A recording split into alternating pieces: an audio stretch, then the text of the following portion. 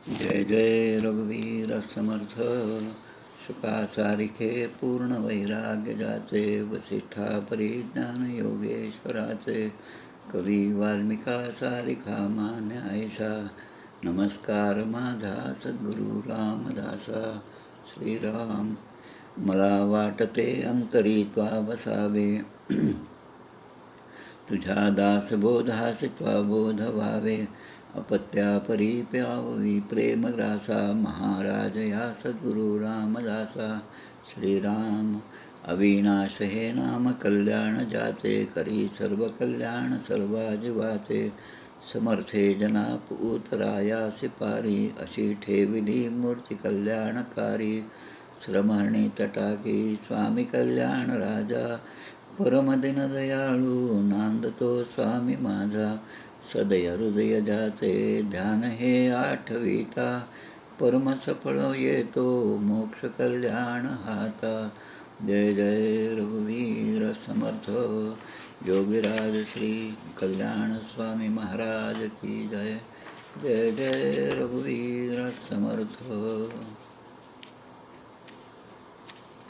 आज आषाढ शुद्ध नवमी शके 1942, सोमवार दिनांक 29 जून 2020.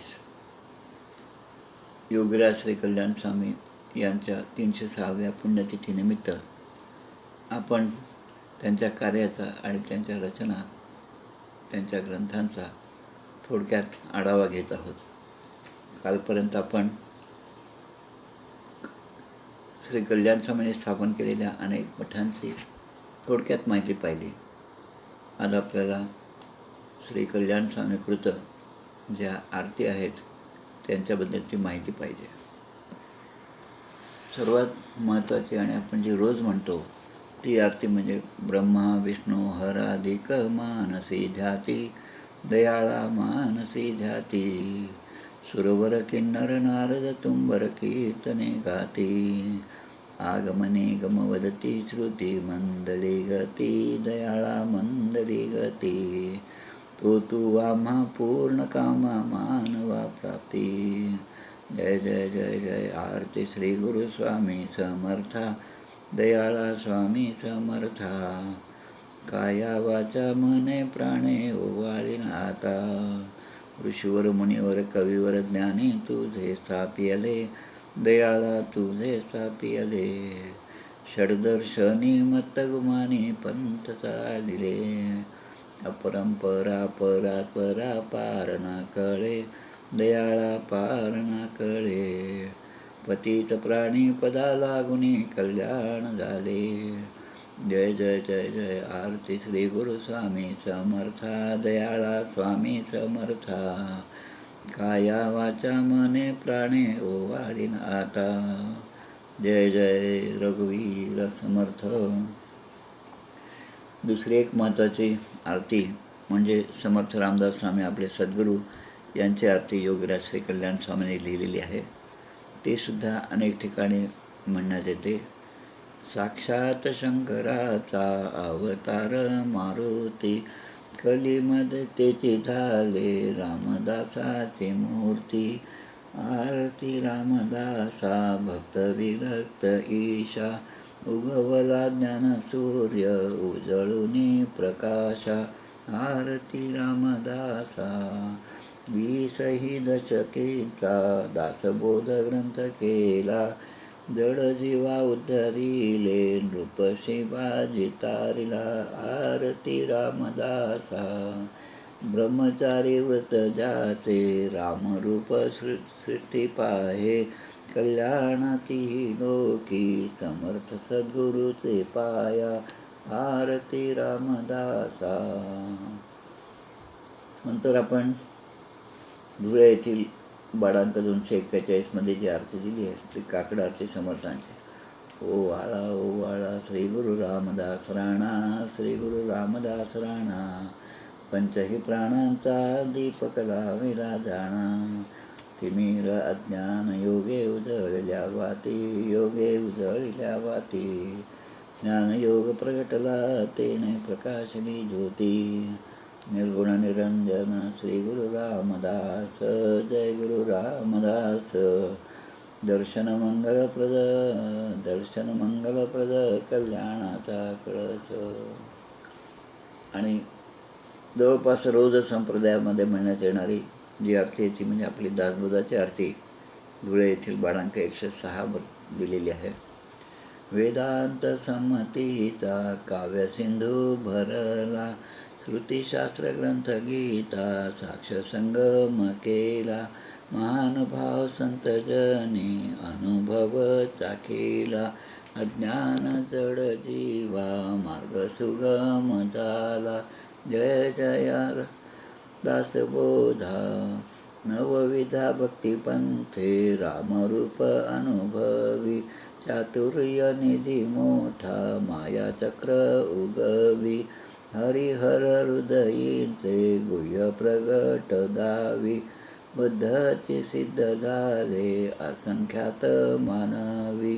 जय जय दासबोधा 20 दशकींचा अनुभव जो पाहे, नित्यनेम विवरिता स्वये ब्रह्माची होय, कल्याण लेखकाचे भावगर्भ हृदयी.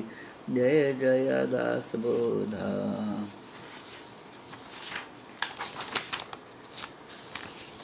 मारुतीची पण आरती योगीराज कल्याण स्वामीने लिहिलेली आहे. जय जय प्राणनाथा प्रिय जानकी कांता, आरती ओवाळी न कपिराज समर्थ. त्यानंतर कृष्णाची आरती. ओवाळा ओवाळा तुळशी वृंदावनासी, कमळावर राहे तेथे क्षीरनिवासी, सत्यभामा जकली चकली बुद्धी वैभवा, कनक जोखिता तुकिता शिणल्या मुकला श्रीदेवा, भीमक नंदिनी राहे सदनी झडकरी बोलावा, त्वरित येऊने तुळशी वंदुने पसरी पल्लवा, रुक्मिणी बाळा भावे सबळा लक्षी गोपाळा, तन मन धन जन वारुणी तुळसी सोडवी कृपाळा.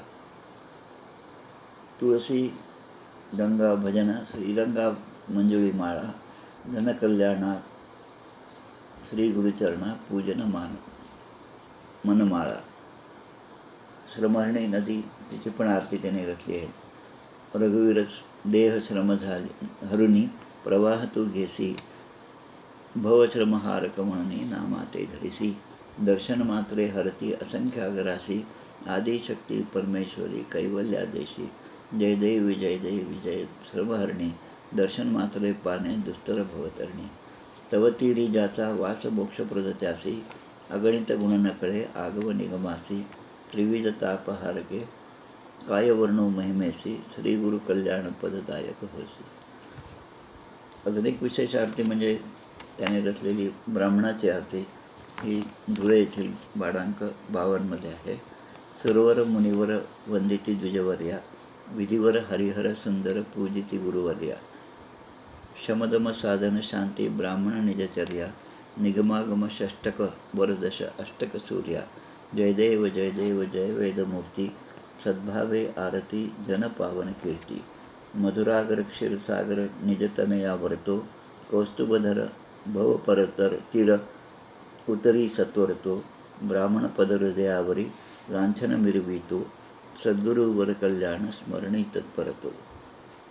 जय देव जय वेदमूर्ती, सद्भावे आरती जनपावन कीर्ती. अशा प्रकारे श्री कल्याण स्वामीच्या अनेक रचना आहेत.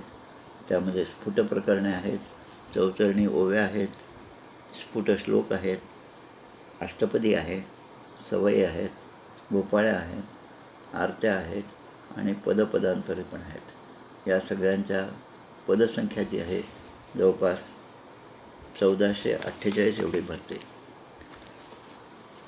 त्याशिवाय त्याने अनेक स्फुटक प्रकरणं रचलेली आहेत.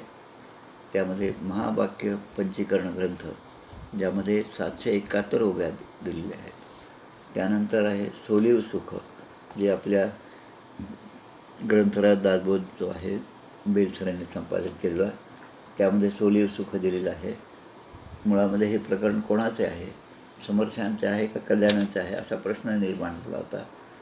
त्यावेळेस श्री शंकर श्रीकृष्ण देव याने हे प्रकरण करण्याचे आहे हे मानले आणि त्यांचे पुत्र श्री गणेश शंकर देव याने देखील याला दुजोरा दिला की आम्हालाही तसेच वाटते की हे प्रकरण कल्याणाचेच आहे.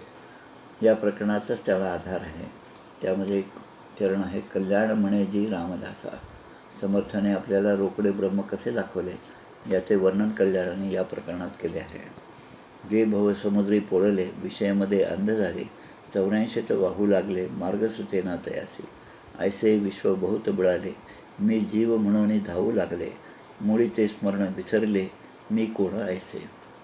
असे संसार सागरात गटंगळा खाणाऱ्या जीवाचे वर्णन करून कल्याण समर्थांची प्रार्थना करतात की तयासी मुक्त करावया पूर्ण, तू बा उतरलासी ज्ञानघन, रोगी या औषधी देऊन भवमोचन करशील. ऐसे अवदार्य तुझे सधन, म्हणून आलो मी शरण, दयाळ नवा कृपा करून मज दातारे तारावे.